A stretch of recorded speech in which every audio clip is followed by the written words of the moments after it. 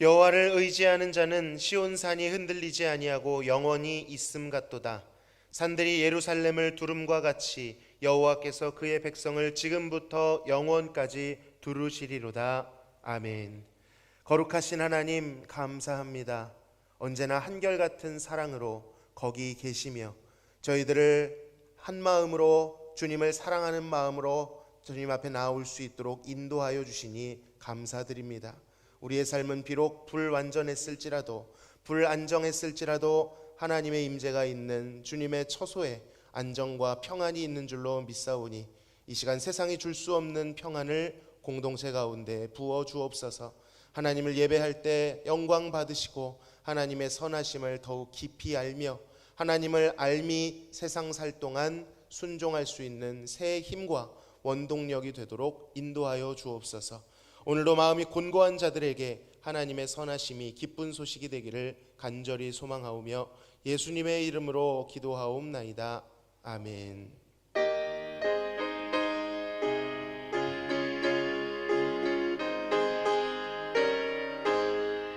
만입이 내게 있으면 그 입 닫아지고 내 구주 주시는 종을 늘 찬송하겠네. 내 은혜로신 하나님 날 도와주시고 그 크신 영광 널리 펴 다 알게 하소서. 내 주의 귀한 이름이 날 위로하시고 이 귀의 음악 같으니 참이라 꿰도다. 내 죄의 권세 깨뜨려 그 결 바꾸시고 이 추한 마음을 비로소 고청케 하셨네.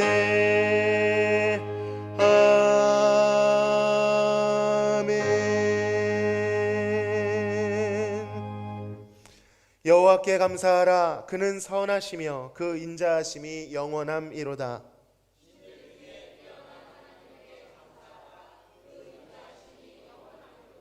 주들 중에 뛰어난 주께 감사하라. 그 인자하심이 영원함이로다.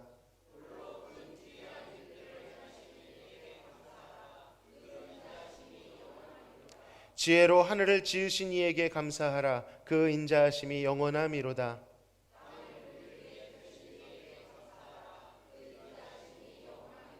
큰 빛들을 지으신 이에게 감사하라. 그 인자하심이 영원함이로다.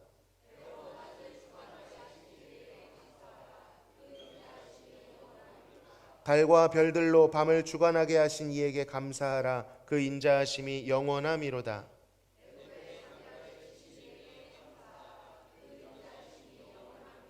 이스라엘을 그들 중에서 인도하여 내신 이에게 감사하라. 그 인자하심이 영원함이로다.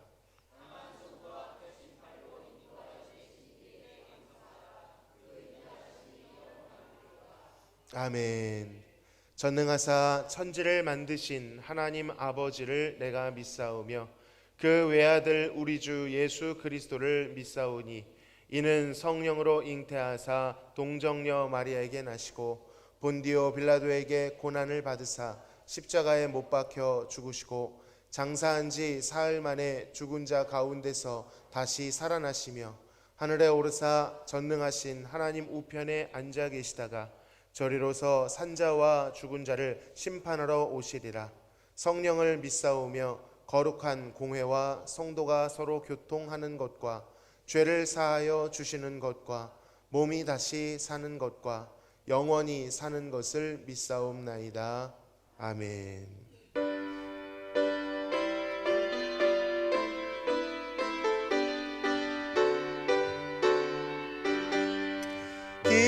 기뻐하며 경배하세. 영광의 주 하나님. 주 앞에서 우리 마음 피어나는 꽃 같아. 죄와 슬픔 사라지고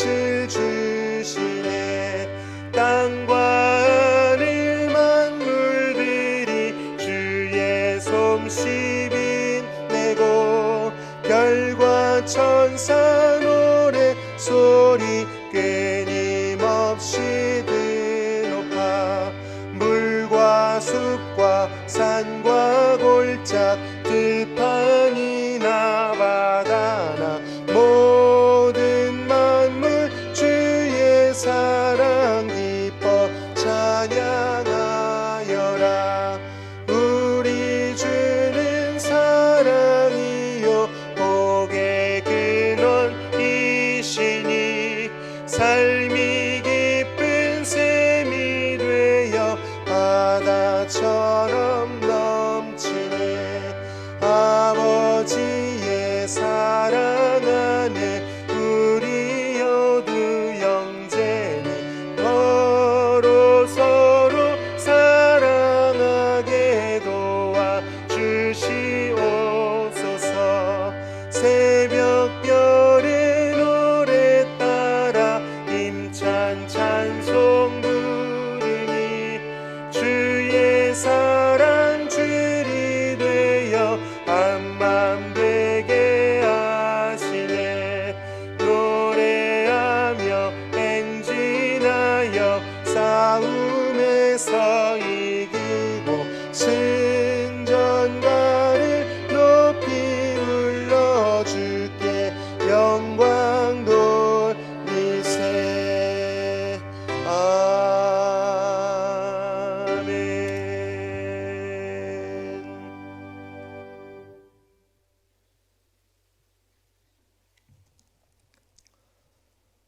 태초부터 창조의 섭리로 인생들을 지으시고 다스리시는 거룩하시고 전능하신 하나님 앞에 찬양과 기도와 예배로 영광을 돌립니다. 우리 인생들의 근본이 하나님의 형상대로 지어진 성도이지만 광야 같은 삶의 현장에서 선과 악이 공존하는 가운데 갈등하며 인내와 절제하지 못하고 하나님의 시간과 때를 기다리지 못하고 불평과 불신으로 일삼아온 우리의 허물과 죄를 십자가의 보혈로 깨끗이 씻어 주시고 용서하여 주시기를 원합니다. 십자가의 능력으로 세워진 대화교회, 하나님의 지상 명령을 받들어 생명을 구원하는 대화교회, 열방을 향하여 복음의 깃발을 높이 들고 전진하는 교회가 되기를 원합니다. 어린 자녀들을 사랑의 공동체로 인도하시는 하나님, 자녀들이 대화교회와 하나님 나라의 미래의 주인공이 되게 하시며 자녀들을 돌보는 사역자들에게 지혜를 더하여 주시기를 원합니다. 이 시간 말씀이 육신되어 오신 예수님의 생명의 말씀을 대언하시는 목사님의 말씀의 선포는 양들을 푸른 초장의 목장으로 인도하시며 목장의 양들은 소통과 합으로 하나님을 기쁘시게 하는 성도들이 되기를 원합니다. 우리 모든 성도들의 간절한 기도는 몸이 아파 고통받는 성도들에게 치료의 역사로 함께하여 주시옵소서. 건강을 회복시켜 주시기를 원합니다. 거룩하신 하나님, 이 나라 법과 질서가 무너진 이 나라, 하나님의 창조의 섭리에 도전하는 무리들, 부정과 부패, 경제가 무너지고 물질 만능주의로 전국이 몸살을 앓고 있습니다. 하나님의 말씀의 법으로 이정자들을 깨우치게 하시며 악한 세력들을 물리치게 하옵소서. 하나님의 말씀의 법으로 이 나라의 앞날을 인도하여 주시기를 원합니다. 자신들의 희생으로 예배를 돕고 봉사하는 성도 축복의 은혜로 더하여 주시기를 바라옵고 원할 때 거룩하신 예수님의 이름으로 간절히 기도드리옵나이다. 아멘.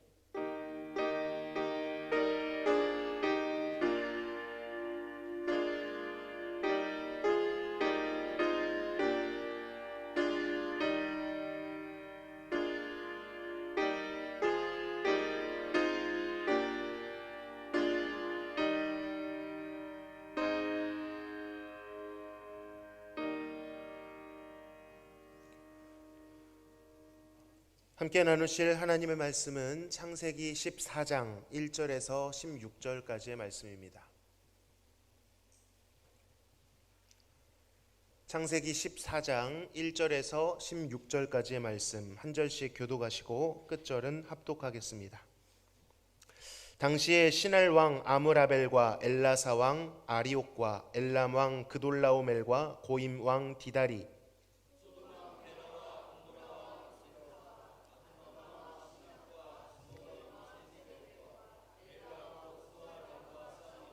이들이 다 시딤 골짜기 곧 지금의 염해에 모였더라.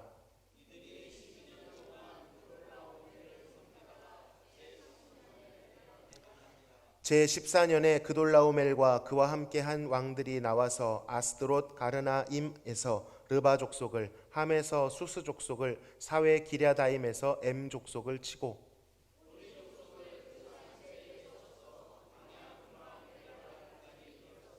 그들이 돌이켜 엠미스밭 곧 가데스에 이르러 아말렉 족속의 온 땅과 하사손 다말에 사는 아모리 족속을 친지라.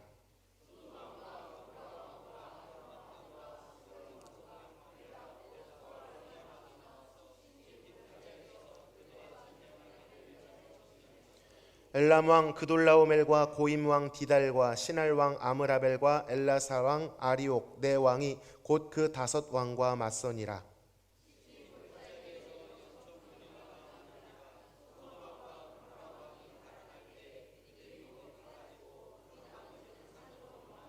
네 왕이 소돔과 고모라의 모든 재물과 양식을 빼앗아 가고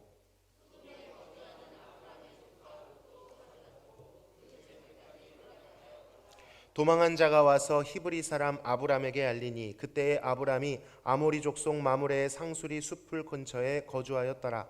마므레는 에스골의 형제요 또 아넬의 형제라. 이들은 아브람과 동맹한 사람들이더라.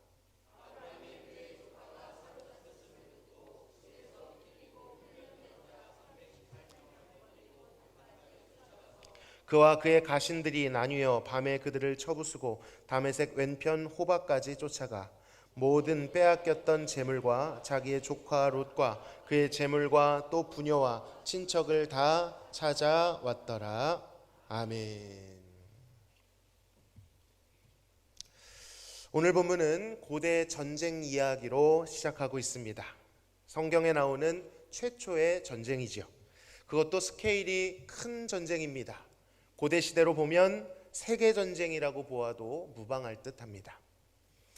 이 전쟁은 북방연합군과 남방연합군 간의 전쟁이었습니다. 북방연합군은 사실 북동쪽에 있는 것이었는데 북동쪽 메소포타미아 지역에 비교적 규모가 큰 나라들, 강대국들의 연합군이었습니다.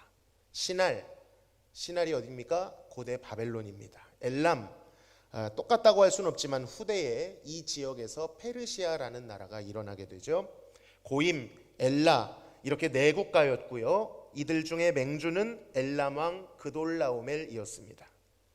이에 맞서는 남방연합군은 남서쪽 가나안, 염해, 사해를 주변으로 한 도시국가들의 연합군이었습니다. 소돔 왕 베라를 중심으로 하였고 고모라, 아드마, 스보임, 소알 등이 참전을 했습니다. 그러니까 이 전쟁은 메소포타미아 문명과 가나안 문명 간의 전쟁이었던 것이죠. 얼핏 보면 남방연합군이 5나라고 북방연합군이 4나라이니 한 나라 더 많은 남방이 유리하지 않겠는가 싶을 수 있겠지만 말씀드렸다시피 북동연합군은 대부분 큰 나라들이었고 남서쪽 연합군은 도시국가 정도였기 때문에 애초에 힘의 균형이 잘 맞지 않았습니다. 전쟁이 일어난 계기도 애초부터 힘이 불균형했음을 보여줍니다. 북방연합군의 맹주 엘람왕 그돌라오멜이 진즉에 그 지역을 다 평정하고 주변국으로부터 조공을 받고 있었는데 남쪽에 있는 가나안 나라들이 무려 12년 동안 섬기다가 13년째 더 이상은 못하겠다 반란을 일으켰고 14년이 되던데 이 군신관계를 파괴하고자 반란을 일으킨 반란군을 진압하려고 이 그돌라오멜이 주변에 있는 신하 국가들을 데리고 본때를 보여주려고 내려오고 있는 것이었습니다. 물론 원정보다 홈이 훨씬 더 유리하죠.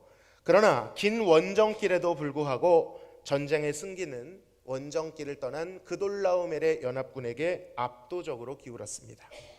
이들은 명실상부 당대 최고의 군대였기 때문이죠. 전쟁이 벌어진 가나안 시딤 골짜기는 오늘날의 사해, 성경에는 염해, 소금이 많아서 염해라고 부르죠. 그런데 이 당시에는 들판이었습니다. 왜냐하면 아직 소돔과 고모라의 심판이 내리기 전이었기 때문이죠. 본문은 굳이 당시 그곳에 역청 구덩이가 많았다라고 표현하고 있습니다. 이 역청을요 케마르라고 부르는데 이것은 석유나 석탄에서 나오는 아스팔트 혹은 콜타르 같은 물질입니다. 고대에는 이것을 건축자재, 벽돌과 벽돌을 이어붙이는 접착제나 배의 방수를 위한 방수제로 쓰였다고 합니다. 학자들은 소돔의 이 부요함은 이 천연 자원으로부터 비롯된 것이었을 것이다 라고 추측합니다.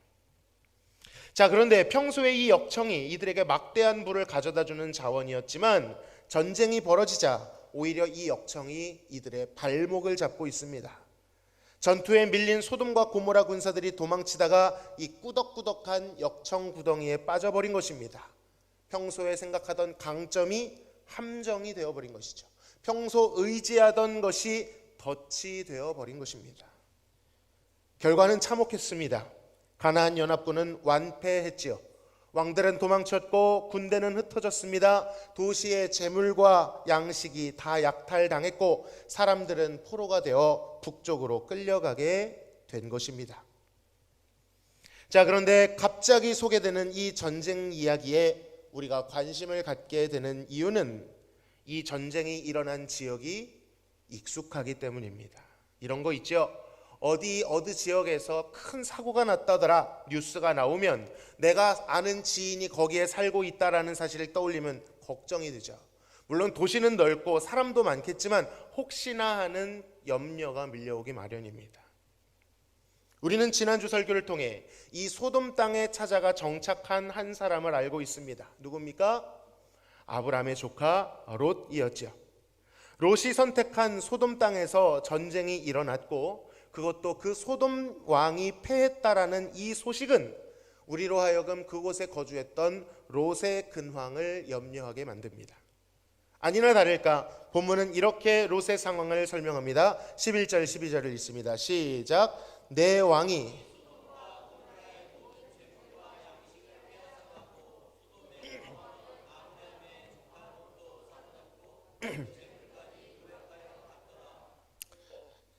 사실 13장에서 롯은 롯 근처로 갔다 이렇게 되어 있습니다. 그런데 불과 한 장 만에 롯은 소돔 안에 거하는 사람이 되었죠. 소돔의 엄청난 흡수력 앞에 결국 롯은 소돔의 거민이 되고 말았던 것입니다. 그만큼 소돔 땅이 매력적이었겠죠. 그가 선택했을 때만 해도 그랬습니다. 물이 넉넉하고 풍요로운 땅이었죠. 아니 그렇게 갔으면 잘 살아야 될 것 아닙니까? 그러나 그는 믿었던 그 땅으로부터 배신을 당합니다. 풍요를 찾아 떠났던 그 땅에서 오히려 전쟁에 연루되어 포로로 잡혀가게 되었던 것입니다. 여러분, 평안이라는 것은 스스로 만들어내는 것이 아닙니다. 하나님이 주셔야 되는 것인 줄로 믿습니다. 좋아 보인다고 해서, 조건이 맞는다고 해서, 가능성이 있다고 해서 평안한 것이 아니라 하나님이 평안의 주님이신 줄로 믿으시길 바랍니다. 그것은 우리를 반드시 배반할 것입니다. 자, 그런데 전쟁 중에 도망쳐온 한 사람이 이 소식을 급하게 누군가에게 알립니다. 중요한 구절입니다. 13절을 읽습니다. 시작. 도망한 자가 와서 히브리 사람 아브람에게 고하니 때에 아브람이 아모리 족속 마므레의 상수리 숲을 근처에 거하였더라. 이 소식을 누구에게 알렸나요? 아브람입니다. 그런데 아브람을 수식하는 표현이 매우 의미심장합니다. 본문은 처음으로 아브람을 히브리 사람이다라고 칭하고 있습니다.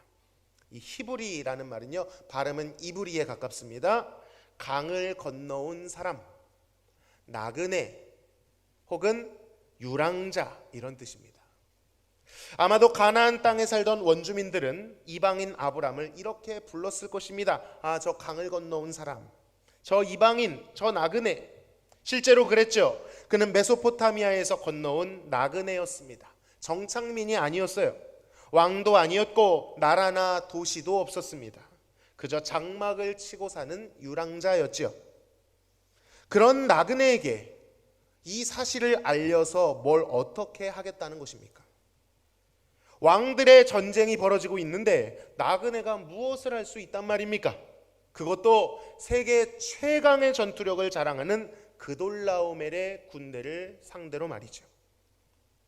그런데 이상하게도 이 소식을 들은 나그네 아브람은 우왕좌왕하지 않고 곧바로 행동을 개시합니다. 이제부터 우리가 보게 될 아브라함의 각성은 정말 낯설고 놀랍기까지 합니다. 평소 겁이 많고 우유부단한 줄 알았던 아브라함이지만 본문은 그에게 평소 집에서 길리우고 훈련시켜온 즉시 투입 가능한 318명의 정예부대가 있었다는 것을 밝히고 있습니다. 아브라함은 주저함 없이 자신의 사병들과 평소 우호적으로 지냈던 마므레, 아넬, 에스골 동맹군과 함께 출동을 감행합니다. 여러분, 이래도 되는 것입니까? 여러분, 낄끼빠빠라는 말 들어보셨나요? 낄 때 끼고 빠질 때 빠지라는 뜻입니다. 지금 이 전쟁은 나그네 아브라함이 끼어들 수 있는 전쟁이 아닙니다. 왕들의 전쟁이잖아요.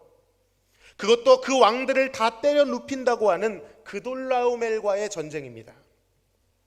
학자는 당시 가나안 도시 국가들이 동원 가능한 병력에 대해 수천에서 수만 정도로 추산합니다. 한 나라가, 한 도시가. 그런데 그돌라오멜은 그 무수한 민족들을 다 정복한 검증된 군대였습니다. 그런데 고작 318명의 병사를 가진 히브리인이, 나그네가 쫓아가봐야 무슨 소용이 있겠습니까? 얼마나 위험하고 무모한 일인지 모릅니다. 그런데요, 이게 됩니다. 뒤늦게 참전한 아브람과 동맹군은 그돌라오멜의 군대를 북쪽으로 240km 정도 추격해서 북방 단지역에서 습격을 단행합니다. 밤에 부대를 분산시켜 그돌라오멜의 허를 찌른 것이죠. 당시 그돌라오멜 군대는 장거리 원정을 마치고 귀환하는 중이었습니다. 전투 대형이 아닌 행군 대형이었을 것이고 수많은 약탈물과 짐들을 지고 가는 중이었을 것입니다. 방어태세가 느슨했겠죠. 아브람 동맹군은 단에서 그돌라오멜 군대를 분산시켜 파했을 뿐더러 다메섹 북쪽 호바까지 가서는 빼앗긴 재물과 조카 롯과 사람들을 모조리 찾아오는 성과를 거두게 됩니다. 그동안 알지 못했던 아브람의 용맹함을, 전략적 탁월함을 여기서 우리는 보게 되지요. 그러나 성경의 강조는 단순히 아브람의 군대가 그돌라오멜 군대보다 셌다, 아브람이 틈이해 보였는데 평소에 힘을 잘 길렀다, 자기 개발을 잘했다, 그런 것을 칭찬하는 데 있지 않습니다. 본문이 강조하고 있는 것은 아브람이 히브리 사람이라고 불리우고 있다는 것입니다. 새로운 정체성이 아브람에게 주어지고 있다는 거예요. 우리는 이 정체성을 주목해야 합니다. 아브람의 후손들은요, 모두 그 조상이 불리웠던 히브리인이라는 이름으로 불리는 것을 자랑스러워했습니다. 그리고 그 히브리인이라는 정체성의 근간이 누구든 아브람으로부터 출발된 것이다라고 보았습니다. 그런 의미에서 오늘 이 히브리인 아브람을 통해 우리는 이스라엘 백성들이 가져야 할 정신에 대해서 배울 수 있게 되는 것입니다. 그 교훈은 크게 두 가지입니다. 따라하시겠습니다. 히브리인은 나그네다. 그렇습니다. 첫 번째, 이 히브리라는 이름을 통해서 얻을 수 있는 것은 그가 나그네였다는 사실입니다. 다시 말씀드리지만 본문에 나오는 전쟁은 왕들의 전쟁이었습니다. 왕들이 누굽니까? 그 지역에서 가장 확실하고 곤고한 정착을 이룬 사람들이죠. 정착 정도가 아니라 자신을 중심으로 성벽을 쌓아 올린 힘센 자들입니다. 그 중에서도 그돌라오멜은 누굽니까? 그 왕들을 때려 눕힌 왕들 중에 왕이었습니다. 자신의 영역을 넘어 남의 영토까지 넘보는 제국의 왕이었습니다. 그 고대의 황제라는 칭호는 좀 거창할 수 있겠지만 그의 힘은 천하를 제패할 만큼 대단했습니다. 그런데 그 왕들의 무시무시한 싸움에 나그네가 참전을 했는데 나그네 아브람이 오히려 압도적인 존재감을 드러내고 있다는 사실입니다. 나그네 아브람은 소돔과 고모라 왕들이 최선을 다해 전력을 다해 해도 하지 못했던 것을 이뤄냈으며 누구도 건들지 못했던 왕 그돌라오멜의 군대를 파했습니다. 왕들은 안 되었는데 나그네는 되었다. 왕들은 실패했는데 나그네는 이 일을 해냈다라는 것입니다. 물론 나그네라는 정체성 자체가 강한 건 아니죠. 오히려 약합니다. 기반이 되는 성읍이 없지요. 압도적인 세력도 없습니다. 그런데 우리는 왜 아브라함이 나그네가 되었는지를 봐야 됩니다. 갈대아 우르에 잘 살고 있던 아브라함이 왜 나그네가 되었습니까? 바로 자신을 불러내신 여호와 하나님의 언약 때문이었습니다. 그 약속을 따라 본토와 친척과 아비의 집을 떠난 것이죠. 더 이상 아브라함이 의지하는 기업은 자신의 안정된 기반인 고향이나 아비나 친척이 아니었습니다. 오직 하나님께서 주시마 하신 언약만을 의지해 나아갔죠. 물론 넘어질 때도 있었습니다만 이를 통해 하나님은 아브라함을 더욱 하나님의 언약만을 의존하는 사람으로 연단시켜 오셨습니다. 왕들은 자신의 군대와 자원을 믿었을 것입니다. 소돔 왕은 자신들의 천연 자원, 역청을 의지했었겠죠. 그돌라오멜은 강력한 군대와 세력을 믿었을 것입니다. 그러나 그 누구도, 그 어떤 왕도 이 싸움의 최종적 승자가 되지는 못했습니다. 그러나 아브라함에게는 믿을 만한 성과 압도적인 군대는 없었지만 하나님의 약속을 믿는 믿음이 있었습니다. 자, 하나님의 약속과 아브라함이 참전한 이 싸움에 어떤 연관이 있을까요? 내가 너를 축복하는 자를 축복하고 저주하는 자를 저주하리라. 이 말씀에 의거하면 아브라함 입장에서는 그돌라오멜이 아브라함의 은혜를 입은 친족 롯에게 해를 가한 것입니다. 아브라함 입장에서는 하나님의 언약을 건드렸다라고 볼 수 있는 것이죠. 아브라함은 이 전쟁이 하나님께 속했다라는 것을 믿었습니다. 저의 말이 아니라 14장 후반부, 다음 주에 살펴볼 부분을 보면 이것이 매우 명확하게 드러납니다. 어쨌든 이 싸움을 통해 아브라함의 나그네라는 정체성과 그의 소속이 확실하게 그어져 버립니다. 자, 아브라함이 누구랑 싸우고 있습니까? 엘람왕 그돌라오멜, 시날왕 아므라벨과 싸우고 있습니다. 여러분, 이들이 누구라고 했지요? 메소포타미아의 왕들입니다. 아브라함 고향이 어디예요? 바로 이 메소포타미아였습니다. 그러니까 아브라함은 고향에서 온 왕들과 싸우고 있는 거예요. 물론 그렇다고 해서 아브라함이 가나안 쪽에 서 있는 것도 아니었습니다. 가나안 편도 아니었죠. 그는 히브리인 나그네였을 뿐입니다. 그러나 이 싸움을 통해 전선이 분명해졌습니다. 그는 더 이상 메소포타미아 갈대아 우르 사람이 아니다라는 것이죠. 이제부터 그는 히브리 사람입니다. 이 싸움으로 인해 그는 본토와 아비와 친척의 집을 떠나 하나님의 약속의 땅에 거하는 나그네로 확정이 되었습니다. 그렇잖아요. 고향을 대적했으니 다시 되돌아갈 수 있습니까? 없습니까? 없잖아요. 나중에 다윗이 블레셋에 망명했다가 이스라엘과 싸울 뻔한 적이 있었습니다. 만약 그때 싸웠으면 다윗이 이스라엘의 왕이 될 수 있었을까요? 없었을 거예요. 한번 싸우고 척을 지게 되면 돌아갈 수 없는 것입니다. 여러분, 이것은 성경에 나타난 첫 번째 전쟁이라고 말씀드렸어요. 그러므로 앞으로 성경에 나타날 모든 전쟁의 본질을 말해주고 있는 것입니다. 그 본질은 무엇입니까?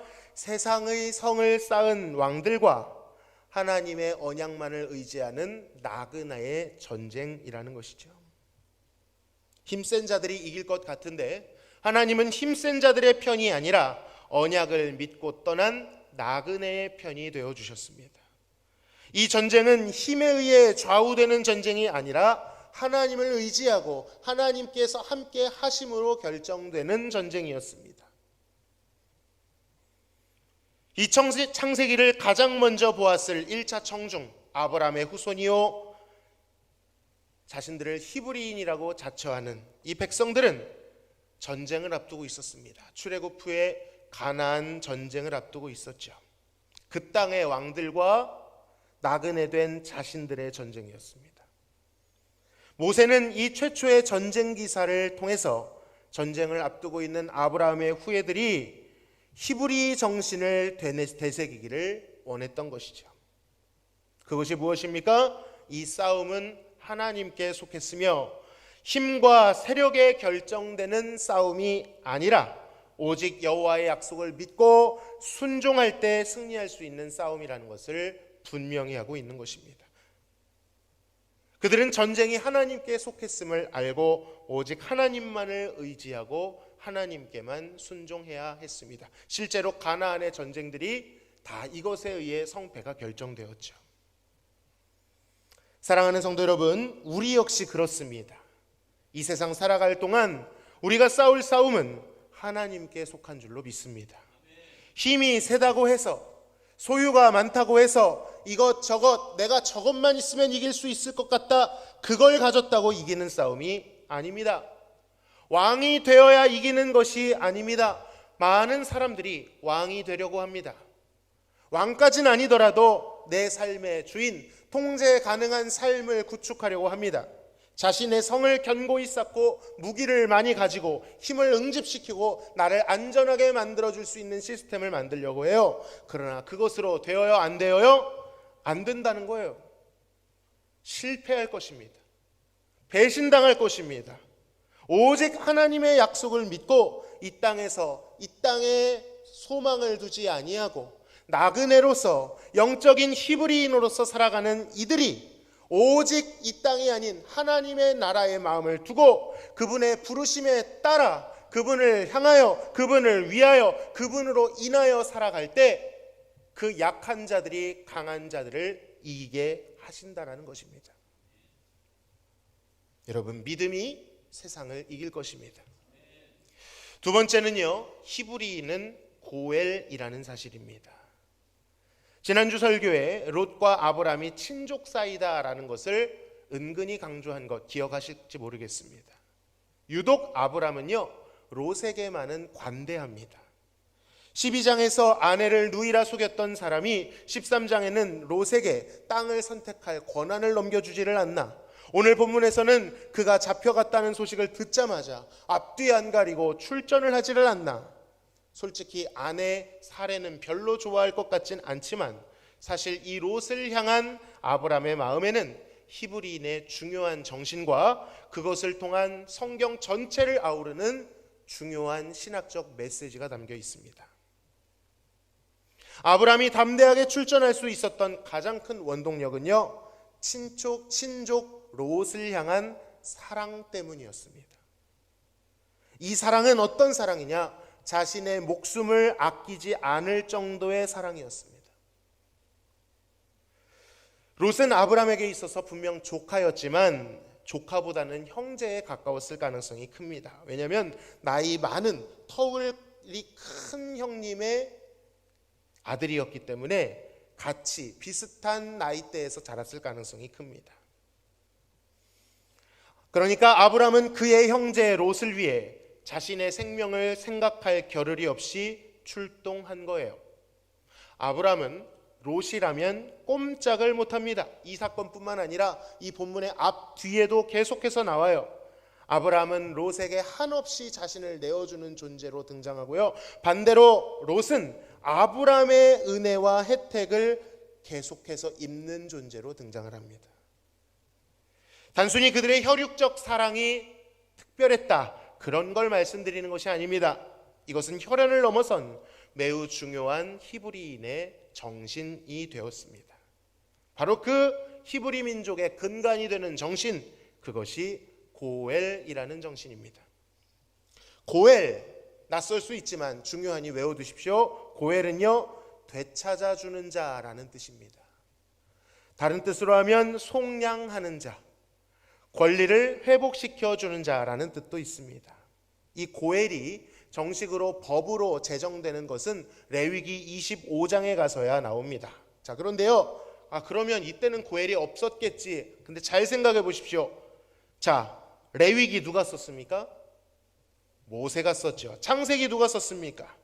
모세가 썼어요. 물론 이야기 자체는 창세기에 나오는 이야기가 레위기에 나오는 내용보다 훨씬 역사적으로 앞서지만 이 성경을 언제 누가 썼는지를 알면 창세기에 고엘이 나와도 이상할 게 없습니다. 왜냐하면 이 책은 같은 사람이 같은 시대에 썼기 때문이죠. 창세기를 쓰던 모세는 분명 고엘의 개념을 알고 있었을 것입니다. 그리고 이 고엘은 언약적으로 매우 중요한 개념이자 이 민족의 정체성이었기 때문에 창세기에도 이 고엘의 개념을 직접적으로 단어로 언급하지는 않았더라도 그것을 떠올리게 하는 인물, 사건 이런 것들을 의외로 많이 나타내고 있다는 사실입니다. 예를 들어 창세기 4장에서 가인이 아벨을 죽인 후 하나님께서 내 아우가 어디 있느냐 물으셨을 때 가인이 뭐라고 말합니까? 내가 내 아우를 지키는 자니까 라고 항변하죠. 내 아우를 지키는 자, 물론 여기엔 고엘이라는 단어가 나오진 않습니다만 법으로도 제정은 안 되었지만 아우를 지키는 자, 형제를 지키는 자, 바로 이것이 고엘이 해야 될 역할인 것입니다. 그러니까 가인은 고엘로서의 정체성을 거부하고 있는 것이죠. 뿐만 아니라 고엘이라는 이 정신은 다양한 형태로 나타나는데 대표적으로 계대 혼인법 혹은 형사 취수제라는 제도로 나타날 때가 많습니다.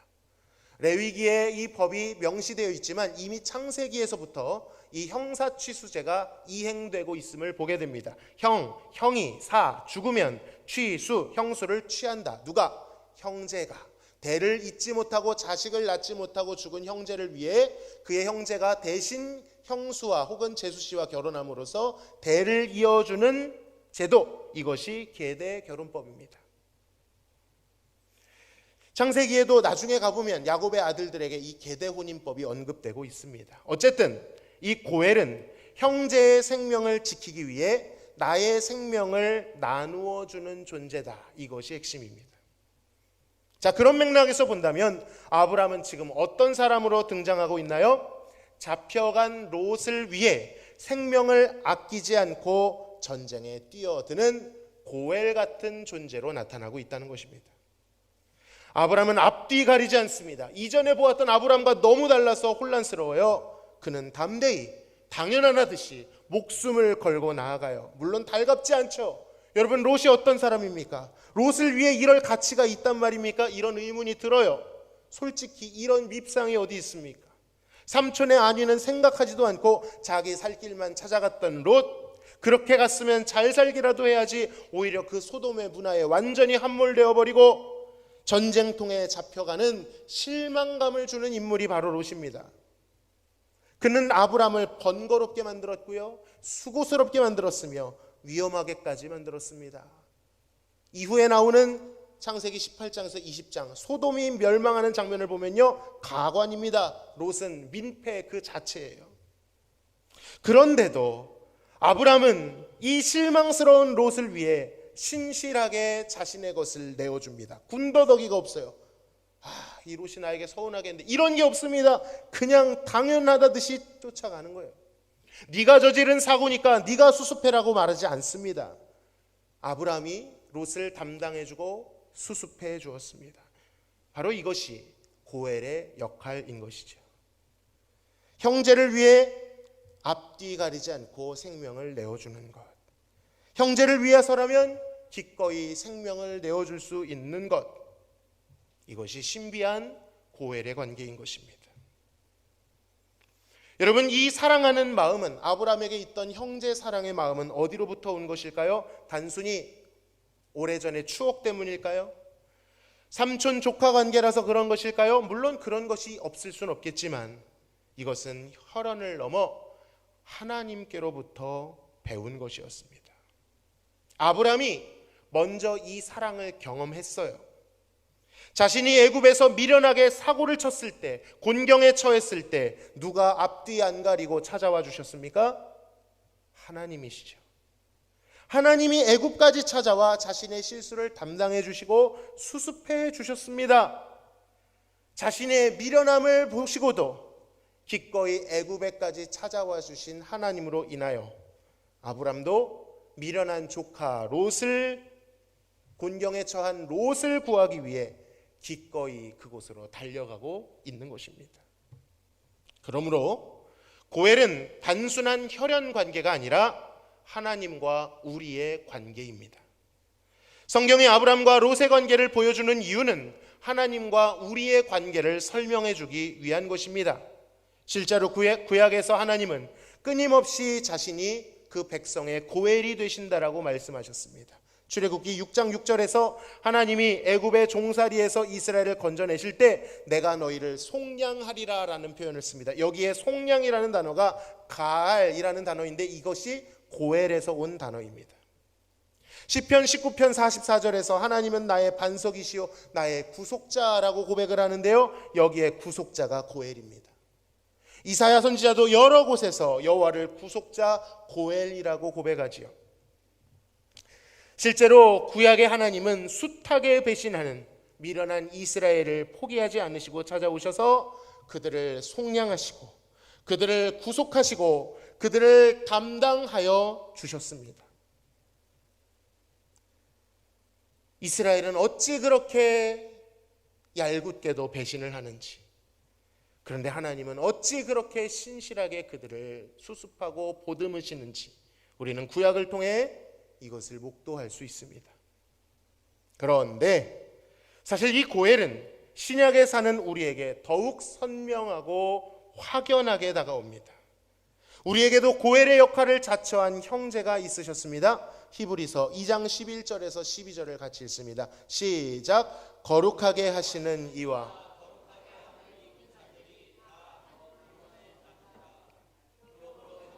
부르시기를 부끄러워하지 아니하시고 이르시되 내가 주의 이름을 내 형제들에게 선포하고 내가 주를 교회 중에서 찬송하리라 하셨으며, 형제 롯과 같이 미련한 우리들을 형제라고 부르시기를 부끄러워하지 않으신 분이 계시답니다.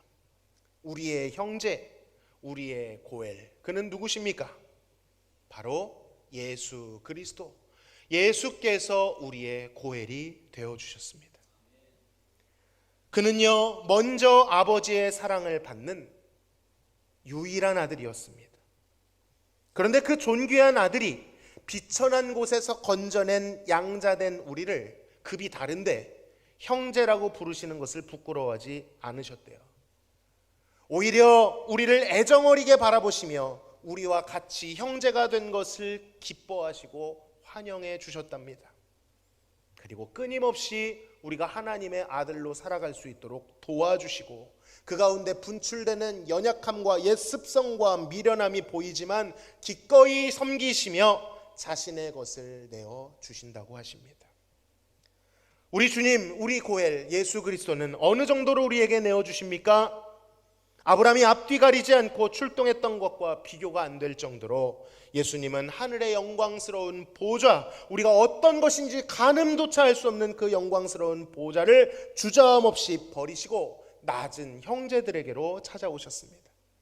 아브라함은 318명을 이끌고 갔지만 예수님은 12군단의 천사를 부릴 수 있는 권세가 있으심에도 홀로 이 땅에 오셨습니다. 아브라함은 목숨을 걸었을 뿐이지만 예수님은 실제 생명을 내어주셨지요.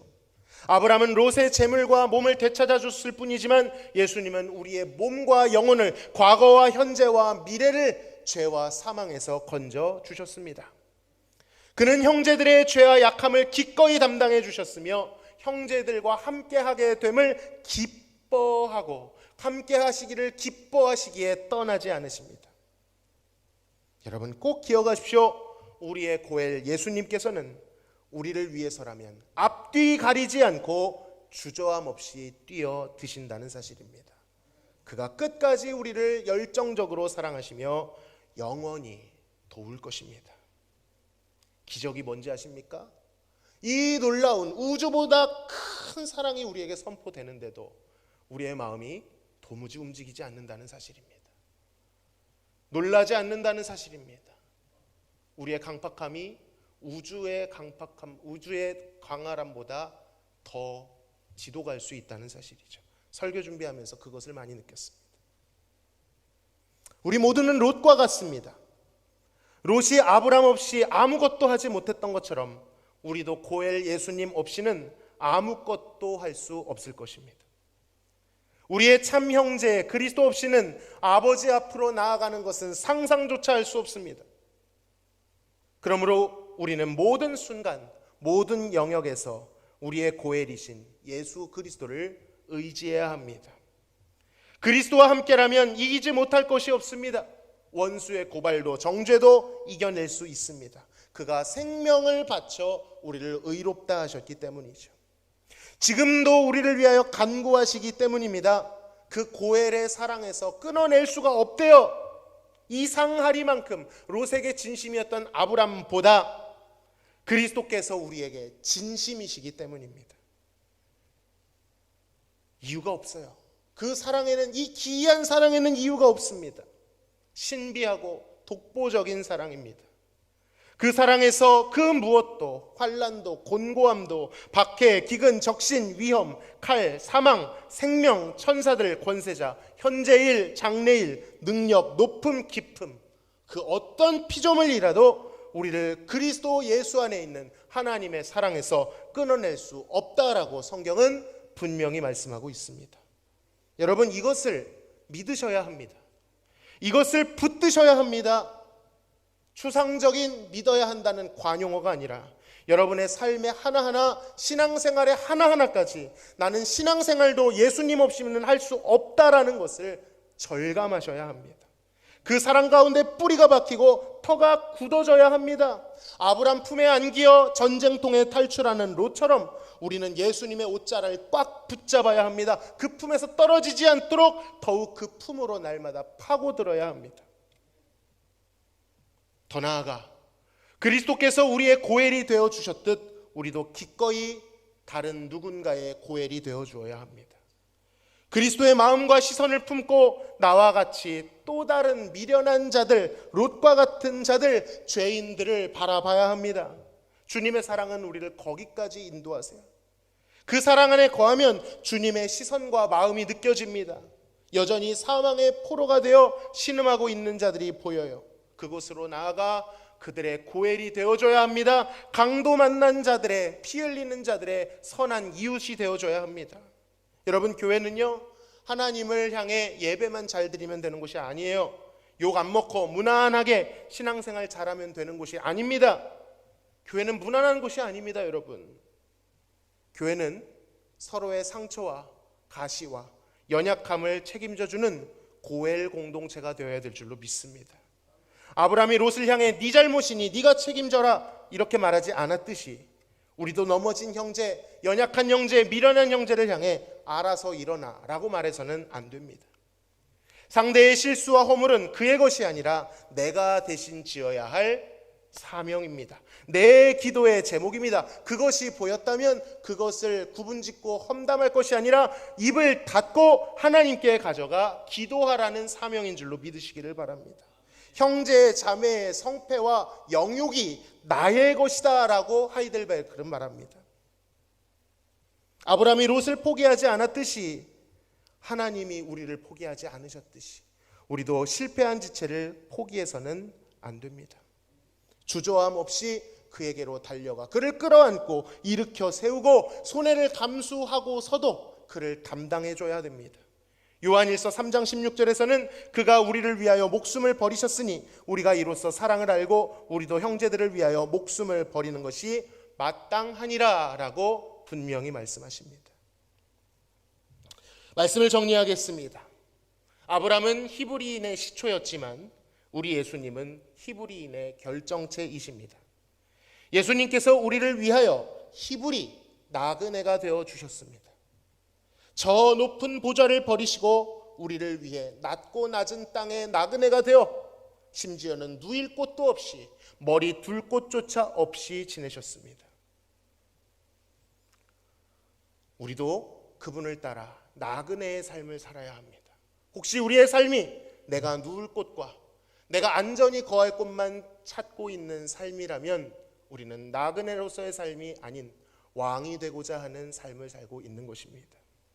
뿐만 아닙니다. 그가 우리의 고엘이 되어 주셨듯이 우리도 주님의 그 사랑을 힘입어 누군가의 고엘이 되어야 될 줄로 믿습니다. 우리가 나그네 되었으므로 또 다른 나그네들을 환대하고 섬겨 주어야 합니다. 우리의 고엘 되어 주신 주님을 따라 받은 사랑을 흘려 보내는 이웃의 고엘들이 되시기를 간절히 소망합니다. 물론 우리의 육신은 잘 따라주지 않겠지만 먼저 받은 사랑을 부단히 떠올리며 그 사랑이 우리의 죄성과 자기 사랑과 개인주의를 지배할 수 있도록 내 삶을 내어드리는 한 주 되시기를 소망합니다. 이번 한 주 신적 사랑이 우리의 삶에 부어질 수 있기를 간절히 소망합니다. 하나님 아버지, 감사합니다. 우리의 미련함과 연약함에도 불구하고 우리를 위해 나그네가 되어주시고 우리의 고엘이 되어주신 예수님을 다시 한번 깊이 생각합니다. 아브라함이 롯을 위해서라면 앞뒤 가리지 않고 생명을 걸고 나아갔던 것처럼, 아니 그 이상으로 예수님께서 우리를 위해서라면 그 무엇도 생각지 아니하시고 우리에게 다가와 주신 그 사랑을 더 알고 누리고 그 사랑 안에 뿌리가 박히고 터가 굳어질 수 있도록 도와주옵소서. 그리고 끝내는 그 사랑을 받았으므로 우리도 누군가의 고엘이 되어주고 담당하는 자들이 되어주어 이 공동체가 히브리 민족의 공동체로서 하나님의 영적 히브리인들이 되어질 수 있도록 인도하여 주옵소서. 우리에게 신적 사랑을 부어 주시옵소서. 예수님의 이름으로 기도하옵나이다. 아멘.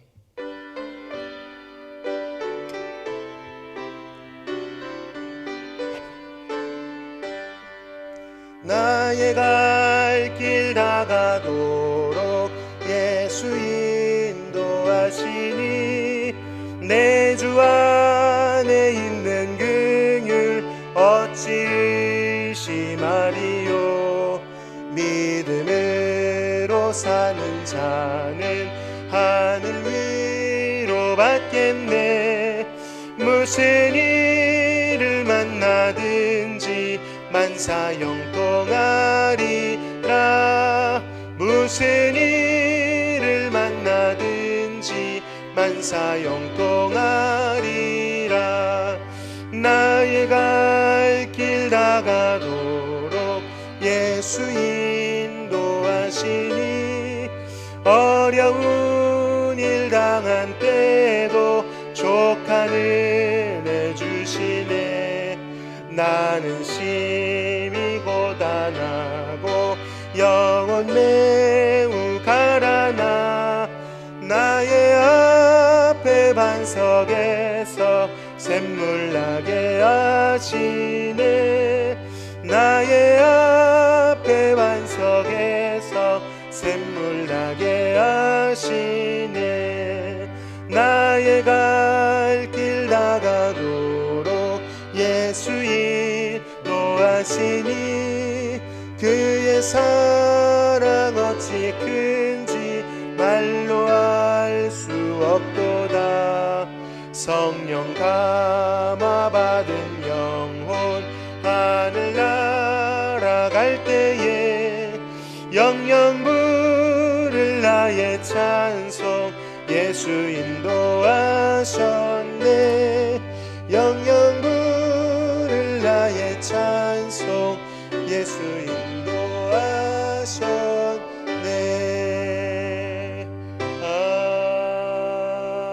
아멘.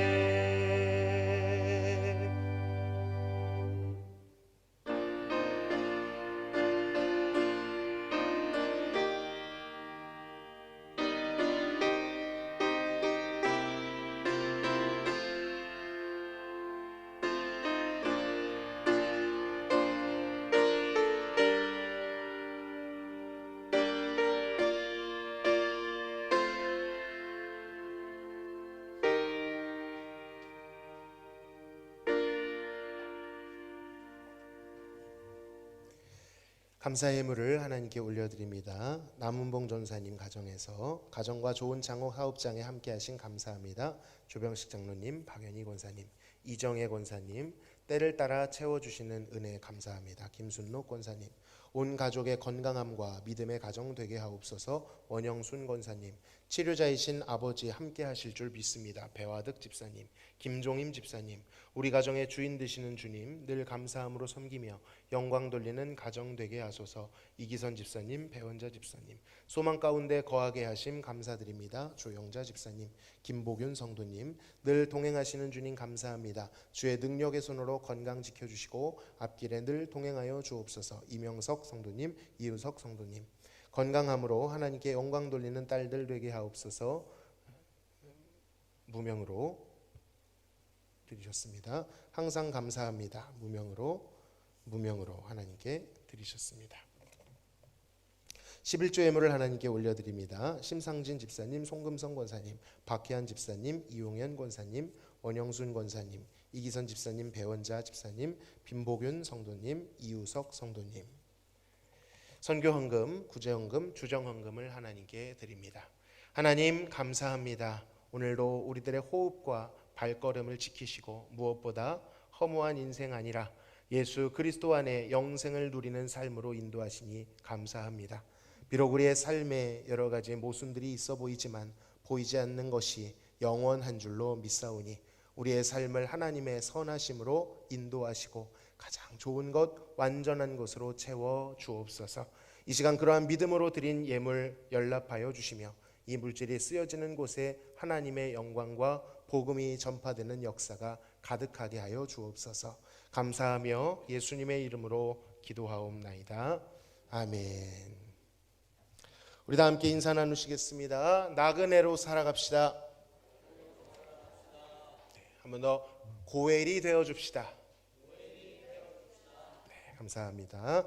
교회 소식 전해드리겠습니다. 오늘 3부 예배는 사여선교회 헌신 예배로 드립니다.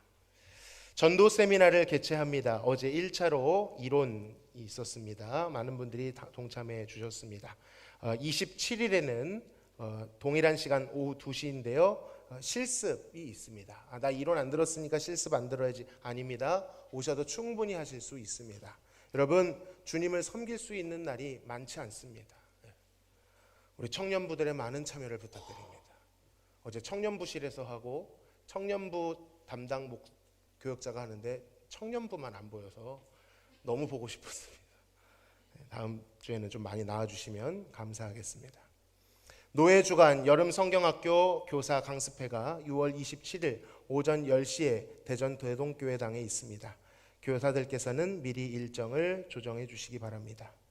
곽태한 집사님께서 지난 15일 월요일 부친상을 당하셨습니다. 알리지 않은 이유는 별도로 공지를 하지 않는 이유는 유족들께서 조용히 가족장으로만 비공개로 하시고 싶다 하셔서 후에 광고를 드립니다. 이지혜 집사님께서 이석증으로 인해 입원 치료 중에 계십니다. 기도해 주시기를 바랍니다. 한국병원에 계시고요. 안미숙 집사님의 자녀 김태한 성도님께서 다리 염증으로 인해 입원 치료 중에 계십니다. 대전병원에 입원해 계십니다. 기도해 주시기를 바랍니다. 추가 광고 먼저 띄워주시죠. 김창식 성도님께서 허리 디스크 수술을 하셨습니다. SNK 병원에 입원해 계십니다. 기도해 주시기를 바랍니다. 기간별 청원기도 수요 예배 특송 예고되어 있습니다. 오늘 새가족 교육은 휴강입니다. 왜냐하면 2, 4분기 각 선교 회장단 회의가 있기 때문에 휴강이고요. 회장단 모임은 1시 회의실에서 개최가 되겠습니다. 이상 교회 소식 전해드렸습니다.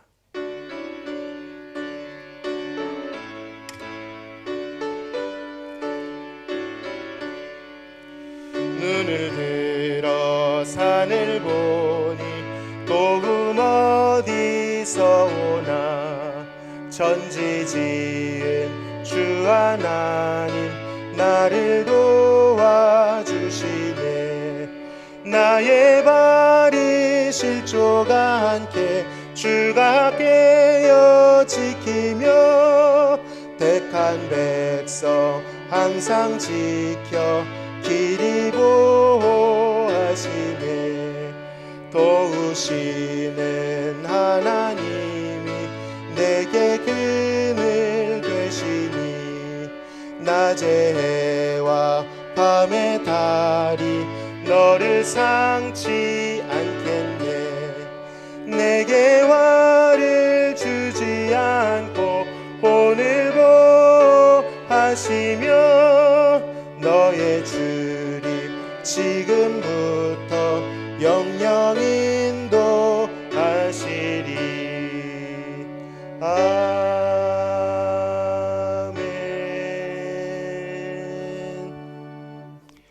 지금은 우리를 죄에서 구원하신 예수 그리스도의 크신 은혜와 아버지 하나님의 극진하신 사랑하심과 성령님의 교통충만 내주하심이 나그네와 같은 인생 중에서도 우리의 고엘이신 예수님만을 의지하며 그 받은 사랑을 누리고 또 이웃들에게 그 사랑을 흘려보내기를 소망하는 사랑하는 교우들 머리 위에, 슬픔에 잠겨있는 가정 머리 위에, 고난당하는 모든 성도들 머리 위에 지금으로부터 영원토록 함께 계실지어다.